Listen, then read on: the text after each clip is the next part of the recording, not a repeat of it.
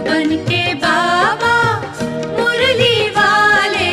कितनों को आपने राह दिखाई हो। ओम शांति। आज 13 जून 2026 के प्यारे बाप दादा के अनमोल मधुर महावाक्य हैं। आज की मुरली के सार में रूहानी बाबा कहे, रूह अपने परम पिता परमात्मा की याद में बैठी है कि हमको रूहानी बाप आकर रिफ्रेश कर शीतल बनाए, क्योंकि सब काम चिता पर बैठ जल मरे हैं। इस काम चिता के तपत से भारत एकदम जल मरा है। इसलिए बाप को याद करते हैं कि आकर हमें शीतल बनाओ। फिर एग्जाम्पल दिया कि जैसे बरसात पड़ने से शीतल हो जाते हैं, वो बरसात धरती को शीतल करती है। यह ज्ञान की बरसात है, यह आत्माओं को शीतल करती है, अर्थात आत्मा सुख शांति का अनुभव करती है। और साथ में विशेष कहा कि बाबा आकर इतना सब कुछ देते हैं जो सतयुग में कोई भी चीज़ की उत्कंठा नहीं रहती। बाबा कहे, तुम आधा कल्प उत्कंठा में रहे, अर्थात यह चाहिए चाहनाओं में रहे। अब बाप आकर शीतल बनाते हैं और कहा कि इस ज्ञान वर्षा से भारत अथवा सारी दुनिया शीतल हो जाती है। तुम स्वर्ग के मालिक बन जाते हो और इस शीतलता का असर 21 जन्म तक रहता है, अर्थात 21 जन्म आत्मा संपन्न रहती है। बाबा कहते हैं, मैं अभी तुम बच्चों को पढ़ाकर पावन बनाता हूँ। इस पढ़ाई से इनकम देखो तुमको कितनी भारी होती है।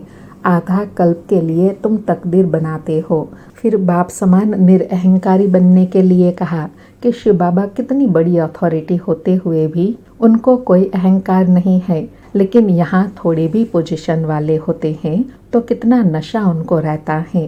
तो बाबा कहे, वह है अल्पकाल का नशा, मैं फलाना हूँ। अब तुमको इस रूहानी पढ़ाई का नशा है कि हम मनुष्य से देवता बनते हैं। और लास्ट में नशा दिलाते कहा कि अभी बाप तुम बच्चों की अविनाशी ज्ञान रत्नों से झोली भर रहे हैं। कभी ऐसा बाप देखा? कहते हैं, बच्चों मैं तुम्हारे लिए वैकुंठ सौगात में लाया हूँ। तुम स्वर्गवासी थे, अब पतित नरकवासी बने हो। अब बाप फिर से सर्वगुण संपन्न 16 कला संपूर्ण बनाते हैं। संपूर्ण देवता बनने के लिए बाप कहते हैं, मन मना भव। मुझ एक बाप को याद करो तो तुम तमो प्रधान से सतो प्रधान बन जाएंगे। सुनते हैं प्यारे बाप दादा के अनमोल मधुर महावाक्य। आज बाबा कहे, मीठे बच्चे, बाप आए हैं सारी दुनिया से विकारों की तपत बुझाई, सबको शीतल बनाने। ज्ञान बरसात शीतल बना देती है। आज मुरली से प्रश्न है, कौन सी तपत सारी दुनिया को जला रही है? उत्तर में बाबा कहे, काम विकार की तपत सारी दुनिया को जला रही है। सब काम अग्नि में जलकर काले हो गए हैं। बाप ज्ञान वर्षा से उन्हें शीतल बनाते हैं। जैसे बरसात पड़ने से धरती शीतल हो जाती है, तो इस ज्ञान वर्षा से किस जन्मों के लिए तुम शीतल बन जाते हो। किसी भी प्रकार की तपत नहीं रहती। तत्व भी सतो प्रधान बन जाते हैं, कोई भी तपत नहीं। ओम शांति। रूहानी बच्चे किसकी याद में बैठे हैं? जरूर अपने रूहानी बाप की याद में बैठे हैं। रूह अपने परम पिता परमात्मा की याद में बैठी है कि हमको रूहानी बाप आकर रिफ्रेश कर शीतल बनाए, क्योंकि काम चिता पर बैठ भारत जल मरा है। गाते भी हैं, तपत बुझाए। तपत काहे की? बाबा कहे, कौन सी तपत बुझाने की बात है? काम चिता की। बहुत तपत होती है तो मनुष्य मर पड़ते हैं। इस काम चिता की तपत में भारत एकदम जल मरा है। इसलिए बाप को याद करते हैं कि आओ शीतल बनाओ। बरसात पड़ने से शीतलता हो जाती है, धरती शीतल हो जाती है। यह तो बरसात है ज्ञान की। बाबा कहे, वो पानी की बरसात धरती को शीतल बनाती है, यह ज्ञान बरसात आत्मा को शीतल बनाती है। बाबा कहे, एक ही बार बाप आकर इतना शीतल बनाते हैं, इतना सब कुछ दे देते हैं जो सतयुग में कोई भी चीज की उत्कंठा नहीं रहती। अर्थात बाबा इतनी प्राप्ति कराते हैं जो सतयुग में फिर किसी भी प्रकार की चाहना नहीं रहती। आधा कल्प उत्कंठा में रहते आए हो, बाबा आकर शीतल बनाओ। पतित पावन बाप आकर हमको शीतल बनाए। इस ज्ञान वर्षा से भारत अथवा सारी दुनिया शीतल हो जाती है। तुम स्वर्ग के मालिक बन जाते हो। मनुष्य मरते हैं तो कहते हैं स्वर्गवासी हुआ, वह तो सिर्फ मुख मीठा करते हैं, अर्थात अपने मन को दिल को खुश करते हैं कि स्वर्गवासी हुआ। प्रैक्टिकली तो हम जानते हैं हुआ या नहीं हुआ। बाबा कहे तुम जानते हो स्वर्ग की अब स्थापना हो रही है, बाबा आया हुआ है, यह ज्ञान वर्षा कर रहे हैं। शीतलता का असर 21 जन्म रहता है। वहाँ सतयुग में न बरसात न किसी भी चीज की इच्छा रहती है, सदैव बाहर ही बाहर रहती है। अर्थात बाबा कहे प्रकृति के 5 तत्व भी वहाँ एकदम शांत शीतल रहते हैं, इसलिए वहाँ सदा बाहर मौसम रहता है। बाबा कहे वहाँ कोई भी प्रकार का दुख नहीं रहता। सूर्य भी सतो प्रधान बन जाता है, कभी तपत नहीं दिखाते। तुम सारे विश्व के मालिक बन जाते हो। अभी तो गुलाम है ना, गाते हैं मैं गुलाम तेरा। बाप को याद करते हैं। अब बाप कहते हैं तुम्हारी सेवा में मैं तुम्हारा गुलाम आकर बना हूँ, तुम बच्चों की सेवा करता हूँ। पराये पतित देश पतित शरीर में मैं आता हूँ। इस पतित दुनिया में एक भी पावन हो नहीं सकता। सतयुग को पावन, कलयुग को पतित कहा जाता है, क्योंकि सब विकारी हैं। भारतवासी ही इस नॉलेज को समझेंगे। जिन्होंने 84 जन्म लिए हैं वही यह नॉलेज सुनेंगे। वह जो सतयुग त्रेता में आने वाले हैं वही आकर ब्राह्मण बनेंगे, नंबरवार पुरुषार्थ अनुसार। बाप ने समझाया है अभी तुम ब्राह्मण वर्ण में हो, फिर वही देवता वर्ण में आएंगे। ब्राह्मण वर्ण अर्थात ब्राह्मण धर्म स्थापन करने बाप आते हैं। ब्रह्मा ब्राह्मण धर्म स्थापन करते हैं। ऐसे नहीं कहेंगे कि परमपिता परमात्मा आकर शूद्रों को ब्राह्मण बनाते हैं। यह तुम्हारी बाजोली चलती है, अर्थात यह तो ड्रामा का चक्र चलता है। ब्राह्मण देवता क्षत्रिय वैश्य शूद्र फिर ब्राह्मण बनते हैं। बाबा कहे यह तो बहुत सहज है, तुम जानते हो यह चक्र कैसे फिरता है। विराट रूप में ब्राह्मणों की चोटी और शिव बाबा को भूल गए हैं।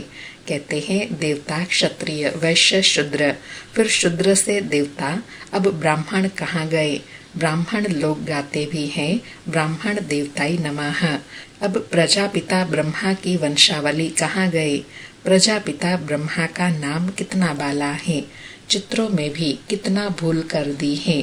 प्रजापिता ब्रह्मा की औलाद का कोई नाम निशान नहीं है। स्कूल में टीचर पढ़ाते हैं, वह फिर भी सोर्स ऑफ इनकम है। एम ऑब्जेक्ट तो जरूर चाहिए। तुम बच्चे जानते हो उस पढ़ाई से ही मर्तबा मिलता है। पतित दुनिया में भगवान आकर पतितों को पढ़ाते हैं। बाप कहते हैं मैं तुम बच्चों को पढ़ाकर पावन बनाता हूँ। इस पढ़ाई से इनकम देखो कितनी भारी है। बाबा कहे यह पढ़ाई कितनी ऊंची है तो इनकम कितनी भारी होती है। आधा कल्प के लिए तुम तकदीर बनाते हो। भारत में गाया हुआ है 21 पीढ़ी। अब तुम बेहद के बाप से 21 पीढ़ी बेहद का वर्षा पाते हो। लौकिक बाप का है अल्पकाल क्षण भंगुर का वर्षा। इस बाप से तुम ऐसा वर्षा पाते हो जो पीढ़ी बाई पीढ़ी तुमको दुख नहीं रहेगा। बाबा कहे लौकिक पिता से तो अल्पकाल का वर्षा मिलता है, लेकिन पारलौकिक पिता से इतना ऊंच वर्षा पाते हैं जो पीढ़ी दर पीढ़ी चलता है, जिसमें कभी दुख नहीं होता। बाबा कहे भारत में ही बेहद का सुख था। यह ज्ञान और किसी की बुद्धि में नहीं है। यह ज्ञान देने वाला बाप जाने और जिनको देते हैं वह जाने और न जाने कोई। जिसको कहते हैं ना समझने वाले समझे। ग्रंथ में भी उनकी महिमा गाई हुई है। एक ओंकार निराकार निरहंकार, इसका अर्थ भी अभी तुम समझते हो।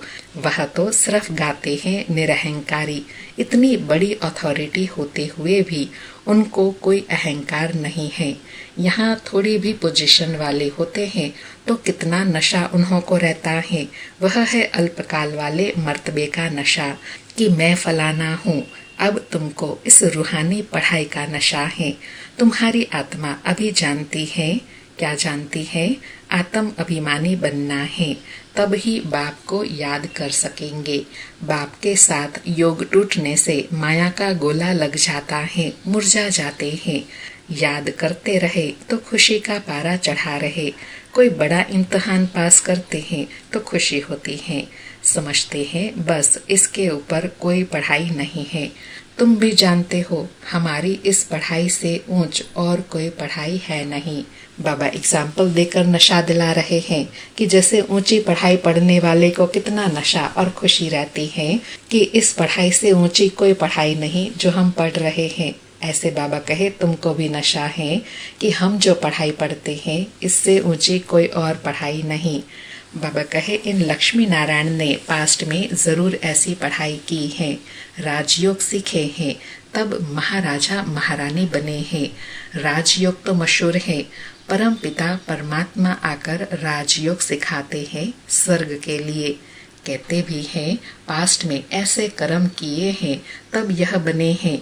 तुम जानते हो इस जन्म में हम ऐसे कर्म सीखते हैं जो भविष्य 21 जन्म के लिए राज्य करेंगे, व स्वर्ग में विराजमान होंगे।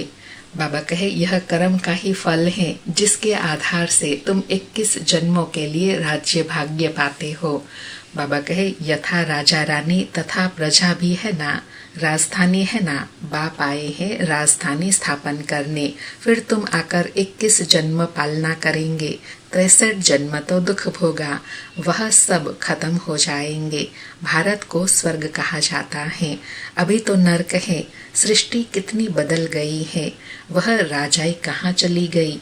रावण राज्य शुरू होने से फिर तुम पतित बन जाते हो। बाप कहते हैं तुम अपने 84 जन्मों को नहीं जानते हो। अभी तुम बच्चों को बार बार समझाया जाता है। क्या समझाया जाता है कि तुमने 84 जन्मों का चक्र पूरा किया है, अभी तुम्हारा यह अंतिम जन्म है। अब फिर से अपना वर्षा लेना है। तुमको मुक्ति धाम में बैठ नहीं जाना है, तुम्हारा ऑलराउंडर पार्ट है। बाबा कहे ऑलराउंडर पार्ट है ना, तो मुक्ति धाम जा करके फिर वापस पार्ट बजाने आना है। बाबा कहे ऐसे बहुत हैं जो सतयुग से लेकर द्वापर कलयुग तक भी मुक्ति धाम में रहते हैं। ऐसे नहीं कहेंगे यहाँ आने से मुक्ति धाम अच्छा है, वह तो मच्छरों सदृश हो गया, आया और यह गया। मनुष्यों की महिमा गाई जाती है। बाबा कहे जो ऑलराउंडर पार्ट बजाने वाले हैं महिमा उनकी ही है, बाकी तो मच्छरों सदृश आए और गए, उनकी क्या महिमा होंगी। बाबा पूछ रहे हैं यह मंदिर किसके हैं, जो शुरू से लेकर पार्ट बजाते आए हैं उन्हों के ही यादगार बनते आए हैं। पिछाड़ी में जो आते हैं उन्हों का यादगार है क्या, कुछ भी नहीं। इसलिए बाबा कहते हैं महिमा ऑलराउंडर पार्ट बजाने वाले की ही है। बाबा कहे तुम्हारा कितना भारी यादगार है, सबसे जास्ती तुम पार्ट बजाते हो। तुम अपनी प्रारब्ध का पार्ट पूरा कर जब भक्ति मार्ग में आते हो तब फिर तुम्हारा यादगार तथा शिव बाबा के मंदिर बनने शुरू होते हैं। फिर और धर्म आते हैं, उन्हों का धर्म स्थापन होता है। तुम अपनी हिस्ट्री ज्योग्राफी भी जानते हो और सब धर्म वालों की भी जानते हो। 84 जन्मों की सीढ़ी है, पहले हम स्वर्ग में आते हैं, फिर उतरते कैसे हैं यह तुम्हारी बुद्धि में है। हर एक जन्म में भिन्न नाम रूप वाले मित्र संबंधी आदि मिले हैं। यह सब ड्रामा में तुम्हारा पार्ट पहले से ही नोंधा हुआ है। यह बेहद का ड्रामा है जो हूबहू रिपीट होता है। तुम जानते हो हम सो देवी देवता थे जो 84 जन्म ले शूद्र बने, फिर हम सो देवी देवता बनते हैं। मनुष्य तो कह देते आत्मा सो परमात्मा, वास्तव में हम सो का अर्थ यह नहीं है। बाबा कहे हम सो का अर्थ फिर क्या है। बाबा कहे हम सो का अर्थ यह नहीं है कि हम आत्मा ही परमात्मा है, तो क्या है हम सो का अर्थ कि हम ही आत्मा ब्राह्मण सो देवता क्षत्रिय वैश्य शूद्र बनती हैं, फिर हम सो आकर अभी ब्राह्मण बने हैं। ये है हम सो का अर्थ। बाबा कहे वह फिर कह देते आत्मा सो परमात्मा, परमात्मा सो आत्मा, रात दिन का फर्क है ना। तुम अभी इन सब बातों को जानते हो। तुम अभी पांडव बने हो। कौरव पांडव भाई भाई थे ना। अभी बाप मिला है तो तुम कौरव से पांडव बने हो। बाप तुमको दुख से लिबरेट कर गाइड बन ले जाते हैं। घर का तो किसी को पता नहीं है। वह कहते हैं आत्मा ब्रह्म में लीन हो जाएंगी, तो घर थोड़े ही ठहरा, घर में तो रहा जाता है। उनको इनकॉर्पोरियल वर्ल्ड कहा जाता है। अभी तुम बच्चे जानते हो, क्या जानते हैं कि हम निराकारी आत्मा निराकारी वर्ल्ड में बिंदी मिसल निवास करते हैं। वहाँ भी निराकारी जाड़ है। कहाँ? परम धाम में। यह ड्रामा बना हुआ है। बीज और जाड़ को जानना है। इसका नाम है ही वैरायटी धर्मों का जाड़। कौन सा है वैरायटी धर्मों का जाड़? मनुष्य सृष्टि रूपी जाड़ वैरायटी धर्मों का है। बाबा कहे यह मनुष्य सृष्टि है, इनका बीज बाप है। इतनी वैरायटी है। हर एक धर्म वाले के फीचर्स न्यारे, फिर यहाँ भी एक की शक्ल न मिले दूसरे से। बाबा कहे हर एक धर्म के फीचर्स अलग, और फिर एक धर्म में भी एक के फीचर्स ना मिले दूसरे से। बाबा कहे यह भी ड्रामा बना हुआ है। कल्प वृक्ष की आयु 5000 वर्ष है। यह बाप ही समझाते हैं। मनुष्य एक्टर्स हैं, यहाँ पार्ट बजाने आते हैं। यह मांडवा है रोशनी के लिए। सूर्य चांद आदि है। यह कोई देवता थोड़े ही है, यह तो बत्तियां हैं, परंतु सर्विस करते हैं इसलिए देवता कह देते हैं। अर्थात जो चीज निस्वार्थ सुख के लिए बनी होती है उनको देवता कह देते हैं। वास्तव में बाबा कहे यह तो रोशनी देने वाली बत्तियां हैं। बाबा कहे वास्तव में देवताएं कोई सर्विस नहीं करते हैं। सर्विस तो तुम बच्चे करते हो। बाप ओबीडियंट सर्वेंट है। बच्चे दुखी होते हैं तो बाप को तरस पड़ता है। बाप आए हैं समझाने। बाबा कहे बच्चे जब दुखी होते हैं तो बाबा को तरस पड़ता है, तो बाबा आकर बच्चों को समझाते हैं। बाबा कहे तुम बच्चों को फिर से 100 देवी देवता पद प्राप्त कराने आता हूँ। चढ़ती कला उतरती कला हर चीज की होती है। पुरानी दुनिया को तमो प्रधान, नई दुनिया को सतो प्रधान कहा जाता है। हर एक चीज नई सो पुरानी होती है। आत्मा कहती है यह शरीर भी तमो प्रधान पतित है। यह सतयुग में आत्मा और शरीर सतो प्रधान थे, माथा नहीं खपाते थे। अर्थात आत्मा जब सतो प्रधान होती है तो सुखदायी होती है। कोई ऐसा कर्तव्य नहीं करती जिससे किसी को दुख हो। बाबा कहे आत्मा को अब ज्ञान मिला है, स्मृति आई है। हम 84 जन्म लेते हैं। यह राज बेहद का बाप समझाते हैं। दुख में बाप को ही पुकारते रहते हैं। रहम करो हे दुख हरता सुख करता। भारत ही सबसे सुखी था ना। बाबा कहे जो सबसे सुखी होते हैं वही जब दुख को पाते हैं तभी पुकारते हैं, हे दुख हरता सुख करता आकर सुख दो। बाबा कहे भारत जैसा पवित्र खंड और कोई हो नहीं सकता। अभी बाप तुम बच्चों की जोली अविनाशी ज्ञान रत्नों से भरते हैं। कभी ऐसा बाप देखा? बाबा कहे कभी ऐसा बाप देखा जो अविनाशी ज्ञान रत्नों से जोली भरते हो? कहते हैं बच्चों मैं तुम्हारे लिए वैकुंठ सौगात में लाया हूँ। तुम स्वर्गवासी थे, अब पतित नरकवासी बन पड़े हो। पावन उनको कहा जाता है जो विकार में नहीं जाते। सतयुग में है संपूर्ण निर्विकारी, इस समय है संपूर्ण विकारी। बाप कहते हैं तुम भी संपूर्ण निर्विकारी थे, अब संपूर्ण विकारी बने हो। फिर संपूर्ण निर्विकारी देवता पद पाना है बाप को याद करने से। बाबा कहे फिर से संपूर्ण निर्विकारी देवता पद पाने के लिए बाप को याद करना है। बाबा की याद से ही इतना श्रेष्ठ पद पा सकते हैं। बाबा कहे अक्षर देखो कितने अच्छे हैं। मन मना भव, मुझ बाप को याद करो तो तुम तमो प्रधान से सतो प्रधान बन जाएंगे। मैं सर्वशक्तिमान हूँ ना, मुझे याद करो। याद को ही योग अग्नि कहा जाता है, जिससे तुम्हारे पाप दग्ध होंगे, तुम पवित्र बन जाएंगे। अच्छा, मीठे मीठे सकिलधे बच्चों प्रति माता पिता बाप दादा का याद प्यार और गुड मॉर्निंग। रूहानी बाप की रूहानी बच्चों को नमस्ते। हम रूहानी बच्चों की रूहानी माता पिता बाप दादा को याद प्यार गुड मॉर्निंग और नमस्ते नमस्ते। सारी मुरली से धारणा के लिए सार है। पहला पॉइंट, रूहानी पढ़ाई के नशे में रहना है। बाप समान निरअहंकारी बनना है। पोजीशन आदि का अहंकार नहीं रखना है। दूसरा पॉइंट, अपनी झोली ज्ञान रत्नों से भरनी है। संपूर्ण निर्विकारी बन देवता पद पाना है। कभी भी मुरझाना नहीं है। आज प्यारे बाबा का वरदान है, स्थूल और सूक्ष्म दोनों रीति से स्वयं को बिजी रखने वाले माया जीत विजयी भव। स्थूल और सूक्ष्म दोनों रीति से स्वयं को बिजी रखने वाले माया जीत विजयी भव।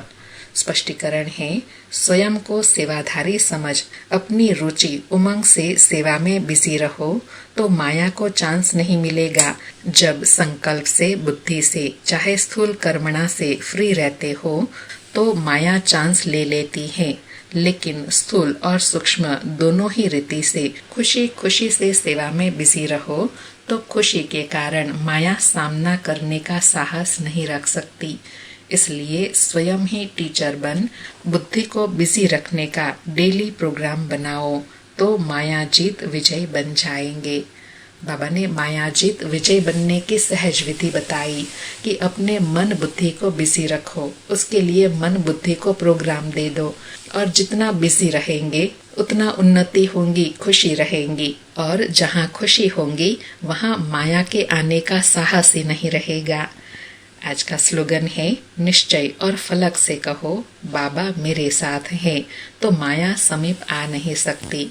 निश्चय और फलक से कहो बाबा मेरे साथ हैं तो माया समीप आ नहीं सकती। आज के अव्यक्त इशारे हैं, सदा हर्षित रहने के लिए अपनी नेचर को सरल बनाओ, सहनशील बनो। आज बाबा ने सरल बनने के लिए कहा कि बाप दादा सभी बच्चों के चलन और चेहरे में, बोल व कर्म में सरलता और मधुरता देखने चाहते हैं। अगर आवेश या थकावट के कारण थोड़ा भी बोल मधुर नहीं है, चेहरा मधुर नहीं है, सीरियस है तो गुण संपन्न नहीं कहेंगे। कैसे भी सर्कमस्टांसेस हो, लेकिन मेरा जो गुण है वह मेरा गुण इमर्ज होना चाहिए। जैसे बाप दादा वैसे हुबहू वही गुण, वही कर्तव्य, वही बोल, वही संकल्प अनुभव हो। सभी के मुख से निकले यह तो वही लगते हैं। आज बाबा ने स्वभाव को सरल बनाने के लिए कहा कि जो अपने ओरिजिनल स्वभाव संस्कार हैं उसके साथ ही व्यवहार और कर्म में आएंगे, चाहे कैसे भी सर्कमस्टांसेस परिस्थिति हो, लेकिन ओरिजिनल गुण के साथ कर्म में आएंगे तो संबंध संपर्क में आने वाली आत्मा हमसे ऐसा अनुभव करेंगे कि यह तो वही है, इनमें तो बाबा के गुण दिखाई देते हैं। अच्छा, ओम शांति। शुक्रिया बाबा, शुक्रिया।